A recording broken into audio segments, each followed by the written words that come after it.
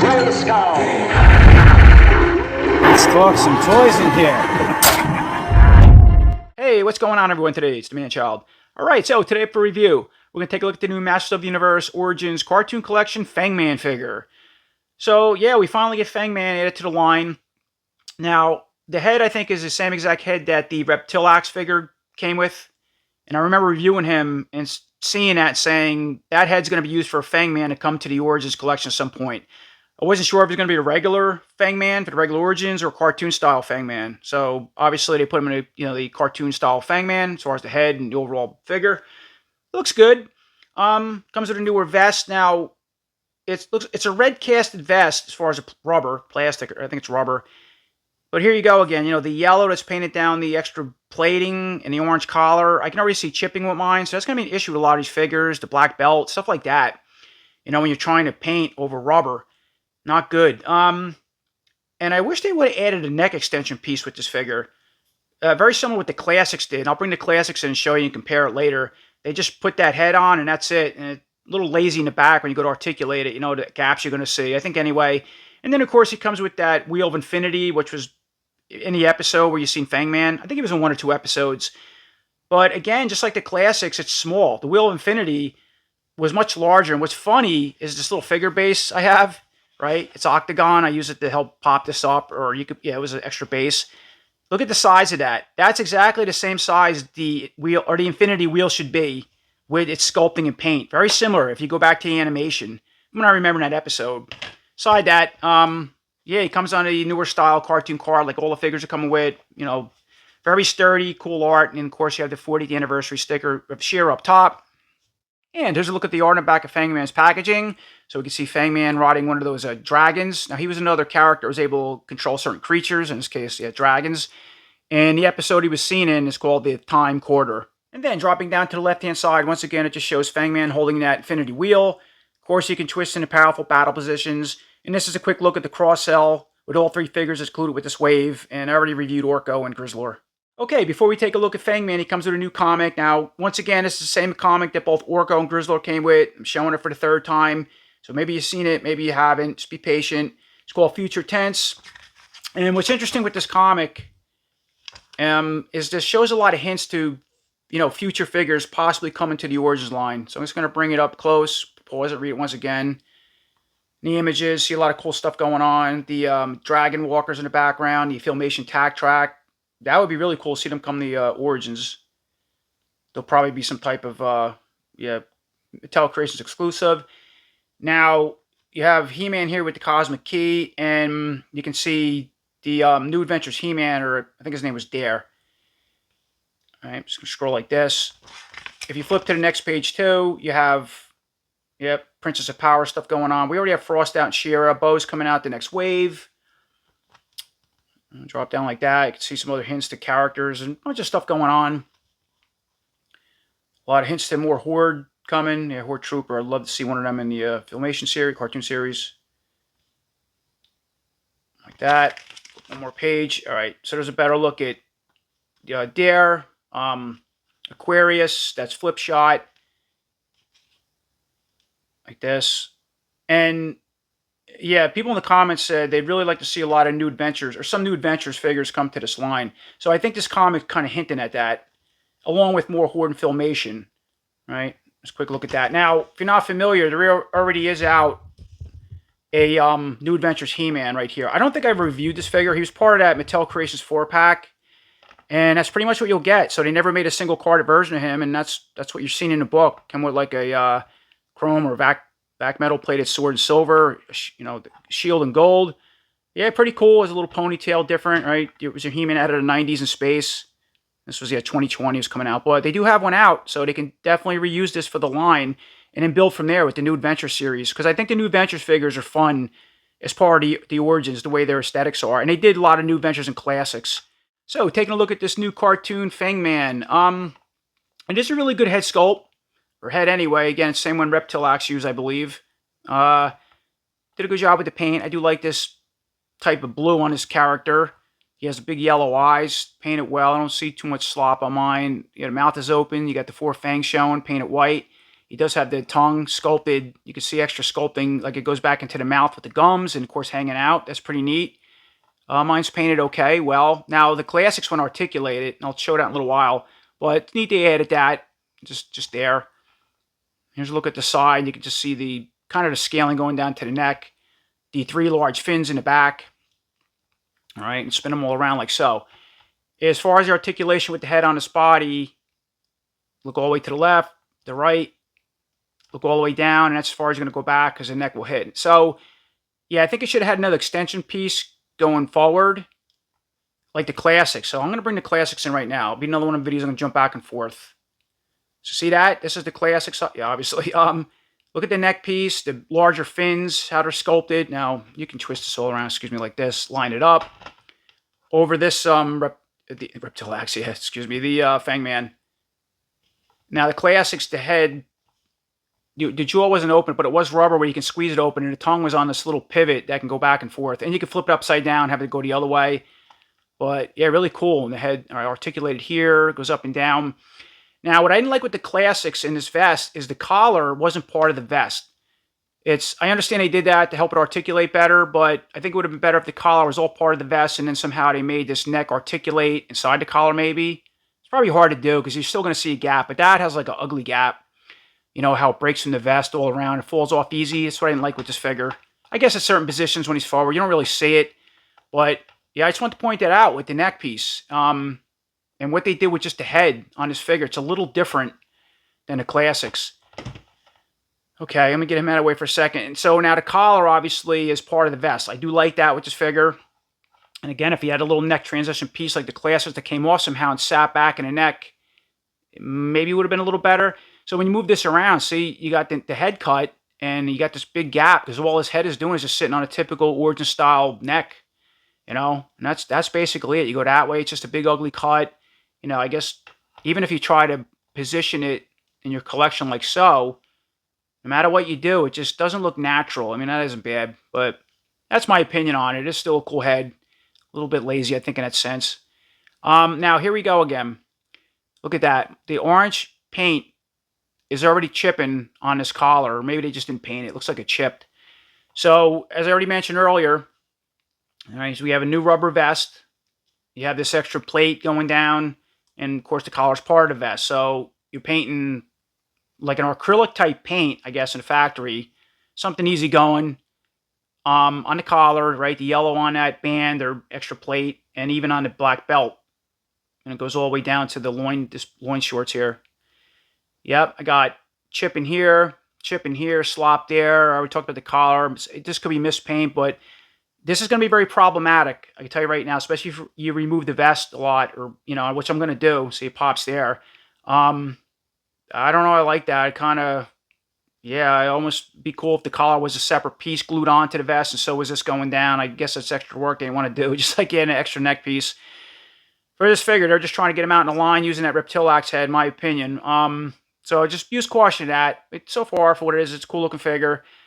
All right, so with the rubber the vest, excuse me, you can spin at the waist and come apart at the waist. Now, yeah, you can just see it's rubber all around. You can see the yellow paint, right? And then the black belt is all part of this, okay? And then, of course, when you spin, you know, with this, you're going to break the aesthetics with this extra piece that's supposed to be part of this.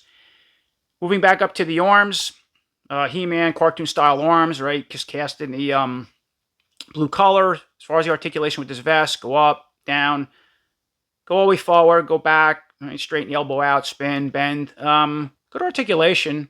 Go all the way to the tongue, or the center of the body, and the lower part of the body. He has, so then these larger style wrist bracers are all part of the sculpt with the forearm. Again, painted orange, and I got chipping. Another thing, too. Can chip real easy. Seems like there's not like a good layer of paint on everything. It's like one light layer of paint, you know. And then he has 2 weapon gripping hands. They can spin, go in and out, and hinge joint, come out. It's typical origin style pegs. All right, I'm not just going to leave that for now. I've showed that many times. And the arm can come out as well. All right, once I take the vest off, we'll look at that.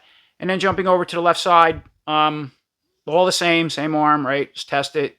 Up, down, forward, back, bend, twist, all good stuff. Same type of wrist bracer. That one looks nice and clean. Oh, no. Oh, it's all chipped up in there, too, in the front. Okay. bent at the mouth, the face, and the same thing as a gripping hand. It could spin, the hinge joint go in and out, or spin it that way up and down if you wanted it to. That's about it. We out here. So we talked about the belt, this lower piece. Yeah, and this is all very soft rubber. Okay. And then dropping down to the legs, He-Man cartoon style legs, right? Why wouldn't they use that? As far as articulation, go all the way out with a split. Kick forward, go back, bend at the knee, spin at the knee. Okay, articulation feels good. I have a lot of scratches too, all over the place. It's weird or something with the paint. Well, it's not painted, but the casting. And then the other leg is all the same. All right, test it out, back, forward, spin. And then he just has these cartoon style boots. These been used before, of course. Cast it in the, the bright red to match the vest. And they're like a hard rubber boot. And they can spin, they can come off if you want them to. And as far as the foot, go up and down, rock side to side, and the boot, same thing, spins, and the foot goes up, down, and rocks side to side and all around.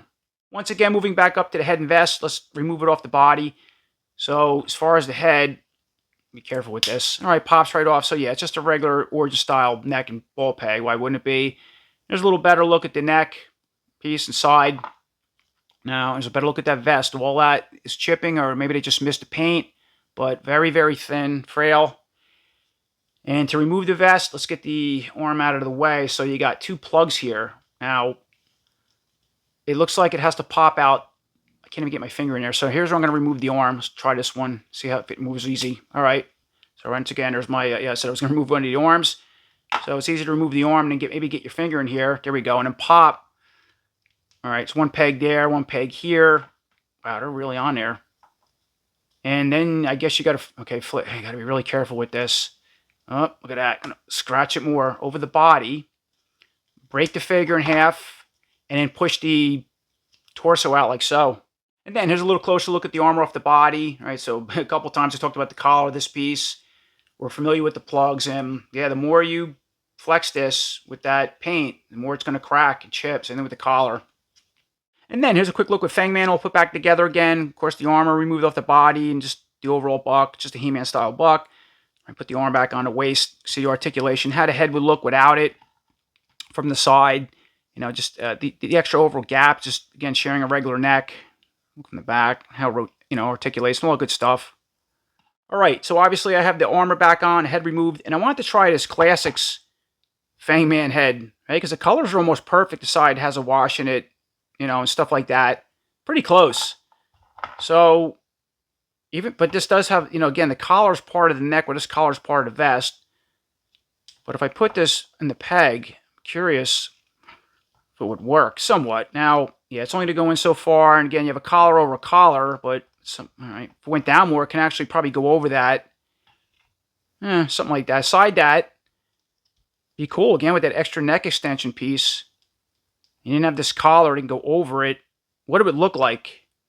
Wait, now this head ain't going to fit on an extra piece because I don't think it comes off. And it would look weird to be like that. But I don't know. I think that's a proper Filmation Fang Man. Somewhat. I mean, this has better details where this is more simple going back to the animation. Something in between. But it does articulate. And it kind of looks cool in its own way aside the extra collar pieces. If it was able to go down all the way, that'd be perfect for the Origins figure. Moving forward, taking a look at Fang Man's accessories. So, of course, the only accessory comes with it is the Wheel of Infinity. Yeah, very small. Again, should have been a lot bigger.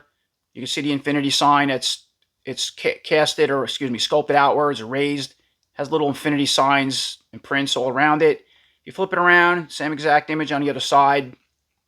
Same type of sculpting. It looks like it's marbleized, I want to say.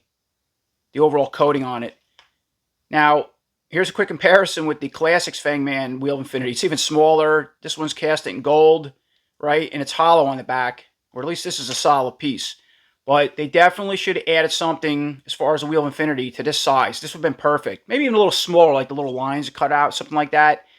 Of course, looking like that. That would have been awesome for this Fang Man. If you want to be accurate to the Filmation, this is what you get. So, and then here's a look at Fang Man holding that Wheel of Infinity.